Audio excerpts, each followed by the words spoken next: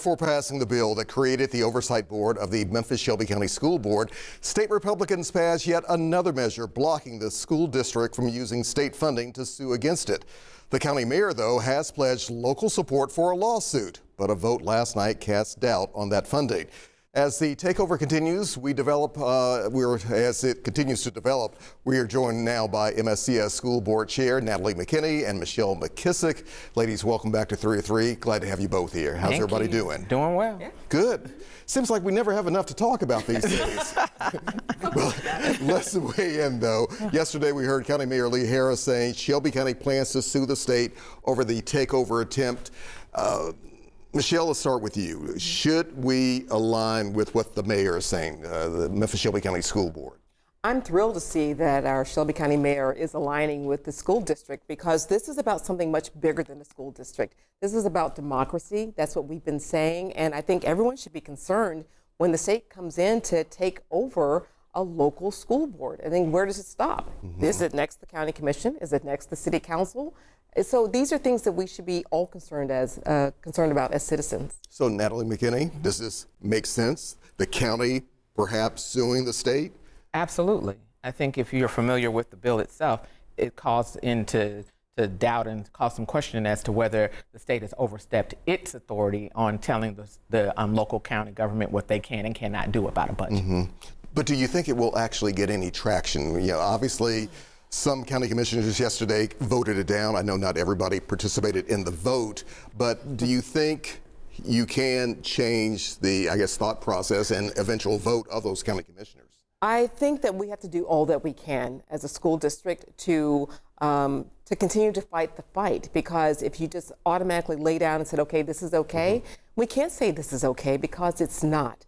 There's two separate things here. We're concerned about improving the school district, which I'm very much for, but at the point of taking away full control from voters. That's where because we're the voice of, we're the ones that are being held accountable to them, and they make that choice and decision right now and 2 years from now. Yeah, so Natalie, has the voice of the electorate, of those voters, those folks who live in Memphis and Shelby County, has it been taken away? If you look at that statute, absolutely. If that statute is actually implemented, absolutely. But I do want to say one thing. Go ahead. What the county commission did is that they failed to get it onto the agenda. It was an add-on, so it was not a vote around whether they supported the mayor, a resolution. It was a procedural vote. And it can come back up again, perhaps. Yeah. Let's talk about also, I know there is a lot of confusion and there are a lot of emotions when it comes to this oversight board that would be over MSCS, the school board itself. How do you see that playing out? Will MSCS still have any say in what's going on? I believe so. I absolutely hope that will be the case with the oversight board, which I'm not necessarily completely opposed to. I see it as part of a brain trust where we have all sorts of experts. This is not the first time that the district and the board has reached out to the community to help guide us in directing where we go next. We just did it with our facilities and closing of the first round of schools to right size this district. So I don't have a problem with an oversight board, but I would hope that it's much more collaborative than what the bill that was passed put forth. Yeah, Natalie, how do you see it? I mean, should that oversight committee even be in existence? Is it needed? Can there be any type of collaboration? I thought that the legislators had an alternative option through the minority report.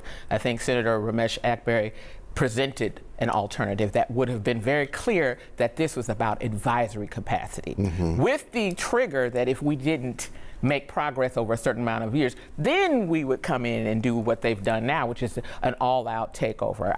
I am hopeful, but I have been hopeful this whole entire time, and we have been very good about reaching out and trying to work with the state, but the state seemed to be bent on this.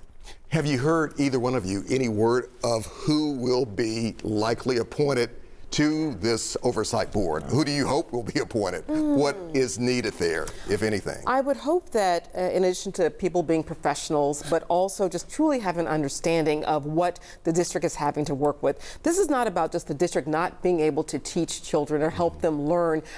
there are so many obstacles that come through our school doors that's the challenge that the district also has to deal with in educating our children. So to be fully aware and understand that, that's what I'm hopeful that these, oversight members would understand. Yeah, Natalie, what about you? I'm just going to be completely honest. The way that is written, it's oversight is overseers, a bunch of overseers, right? I'm just going to be plain and simple about that.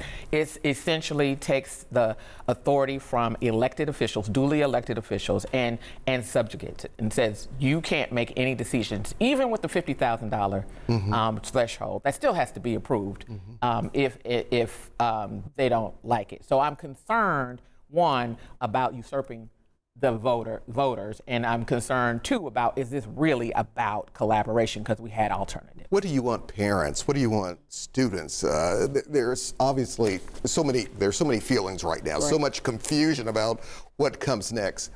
What do you want to say to them about what happens next? What can happen? Yeah, I'm so glad you asked that, because that is, my own daughter's enrolled in our school district in the 9th grade, and I want them to understand that the uncertainty that is happening all around them, but when it comes to the classroom and their teachers and what they're learning in the classroom, that is going to maintain the same. That is what my hope and desire is, no matter what, that we keep children first and our teachers first, so that they don't get caught up in the snare of all the politics. Natalie, the last word being yours. What do you want parents and students to know? Should they still have confidence in the school district, and have any gains been made? I mean, we hear so many negative things about MSCS, but what do you want to say, the last word here? Absolutely, they can have confidence. If they have looked at our past record over the past 4 or 5 years, we have been consistently growing our proficiency, growing towards proficiency. Teachers, obviously, if you're seeing that, teachers are teaching, students are learning. And we are doing everything to make sure that continues. We are planning on a robust budget. That budget includes salary increases for our teachers, historic 6 figures for our teachers, recognizing, and my board member here, McKissick, reminds us, we have always paid our teachers well. If you look at across the strait. So we will continue to do that. We will make sure that parents know that our full focus is on student achievement, student safety, and we will continue to do that. What she said. Okay, all right. Let's have you back. Let's continue these conversations, because they are extremely important for our community. Thank you. Thank you. Natalie, thank you very much, ladies. Appreciate it.